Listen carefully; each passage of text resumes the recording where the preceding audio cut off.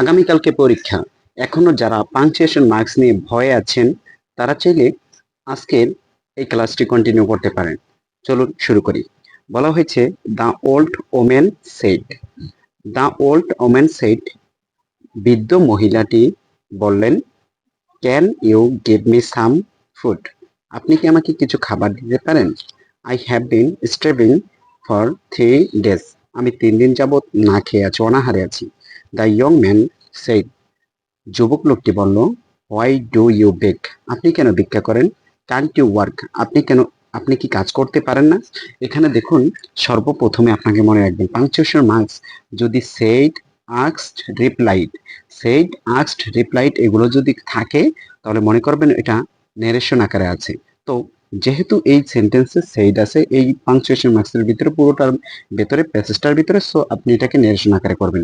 তো আপনি লিখেন দা ওল্ড ম্যান, ওল্ড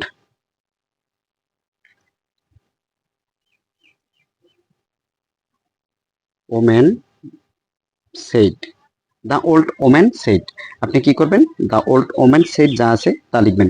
মনে রাখবেন সেইডের পর যদি টু থাকে, সেইডের পর টু থাকলে তাহলে আপনি কি করবেন? টু এর পরে একটি অবজেক্ট থাকবে, ওই অবজেক্ট সহ কমা দিবেন।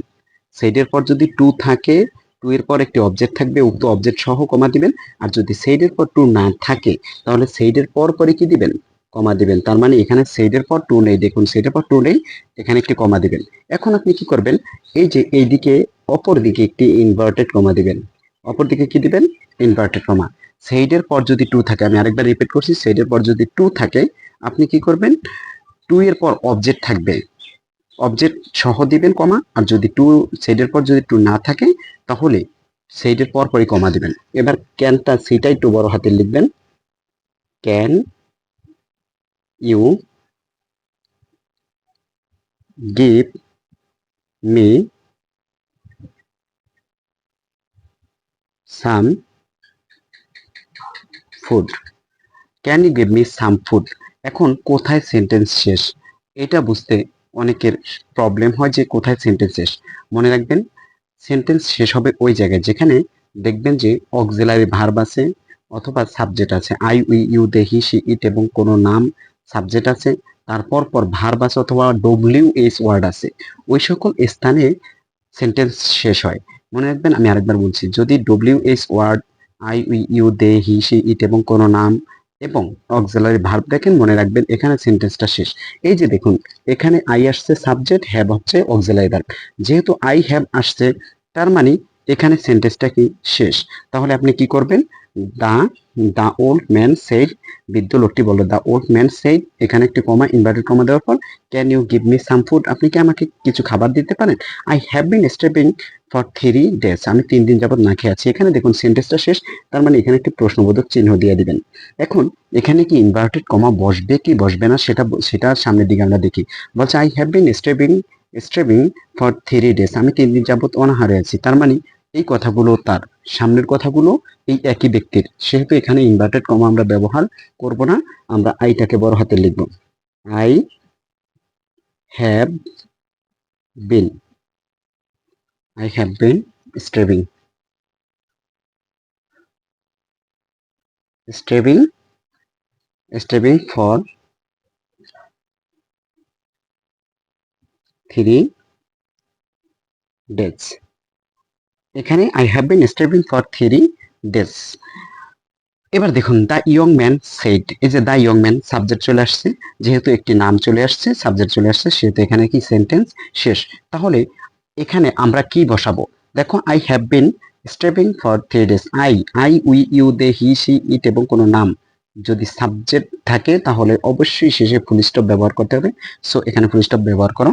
এখন আমরা সেন্টেন্স শেষ করে ফেললাম, কারণ ওনার কথা সামনে আর নেই। বলছে the old man women can you said, can you give me some food, আপনি কি আমাকে কিছু খাবার দিতে পারেন? I have been starving for 3 days, আমি 3 দিন যাবত না খেয়ে আছি।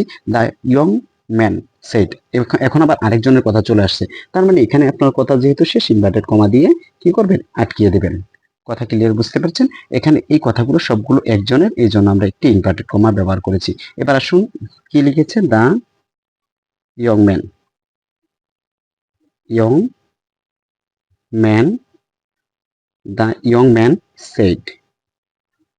আমি একটু আগে বলেছিলাম সেইডের পর যদি টু থাকে, সেইডের পর যদি টু থাকে, আপনি সেইডের পর যদি টু থাকে অবজেক্ট নিয়ে কমা দিবেন, আর যদি সেইডের পর টু না থাকে সেইডের পর পরই কি দিবেন, কমা ব্যবহার করবেন। তার মানে এখানে একটি কি ব্যবহার করবেন, কমা ব্যবহার করবেন।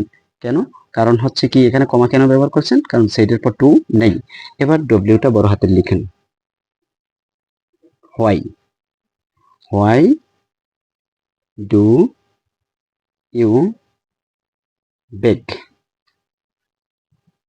হোয়াই ডু ইউ বেক, আপনি কেন ভিক্ষা করেন। এখানে দেখুন হোয়াই ডু ইউ বেক, এখানে একটি সেন্টেন্স শেষ হয়ে গেছে। কিভাবে বুঝবো, এই যে দেখুন কান্ট ইউ ওয়ার্ক, এই যে কান আছে অক্সিলারি ভার্ব, তার মানে আপনি এখানে সেন্টেন্সটা শেষ করে দিবেন, প্রশ্নবোধক চিহ্ন হবে। কেন প্রশ্নবোধক চিহ্ন হবে, কারণ দেখেন ডব্লিউ এইচ ওয়ার্ড দ্বারা, ডু অক্সিলারি ভার্ব এবং ডব্লিউ এইচ ওয়ার্ড দ্বারা যদি কোনো সেন্টেন্স আরম্ভ হয় শেষে প্রশ্নবোধক চিহ্ন বসে, অর্থাৎ আমরা এখানে কি প্রশ্নবোধক চিহ্ন ব্যবহার করেছি। তারপরে দেখুন বলেছে কান্ট, ক্যান একা থাকার কথা কিন্তু তার সাথে টি আছে, যেহেতু ক্যান একা থাকার কথা তার সাথে টি আছে, এই জন্য এখানে একটা অ্যাপোস্ট্রফি কমা ব্যবহার করবেন, কান্ট ইউ ওয়ার্ক,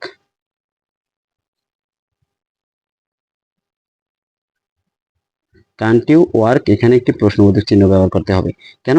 কারণ এখানে দেখুন কান্ট, কান্ট ইউ ওয়ার্ক, আপনি কি কাজ করতে পারেন না, এখানে প্রশ্নবোধক চিহ্ন, প্রশ্ন করছে, তিনি প্রশ্ন করছে সেহেতু প্রশ্নবোধক চিহ্ন হবে। এই কথাগুলো দেখুন একজনেরই, বলছে the young man said, the young man said এর পর কমা হবে এবং উপরে কি হবে, ইনভার্টেড কমা হবে, কমা দিয়ে এবার হোয়াই ডু ইউ বেগ, এখানে আপনি কেন প্রশ্ন ভিক্ষা করছেন, এখানে একটা প্রশ্নবোধক চিহ্ন ব্যবহার করতে হবে, কারণ হোয়াই দিয়ে প্রশ্ন করছে, why do you beg, WH word দ্বারা শুরু হইলে সেখানে প্রশ্নবোধক চিহ্ন বসে, হোয়াই ডু ইউ বেগ, আপনি কেন ভিক্ষা করছেন, তারপরে বলছে কান্ট ইউ ওয়ার্ক, আপনি কি কাজ করতে পারেন না। এই কথাগুলো কিন্তু সব একজনেরই কথা, তার মানে এখানে দুইটা প্রশ্নবোধক চিহ্ন ব্যবহার করে এদিকে আমরা ইনভার্টেড কমা দিয়ে কি করব, সেন্টেন্সটাকে আটকে দেব। এই টাইপের আরো গুরুত্বপূর্ণ ভিডিও পেতে ভিডিওগুলো লাইক কমেন্ট শেয়ার করে আমাদের সাথেই থাকুন।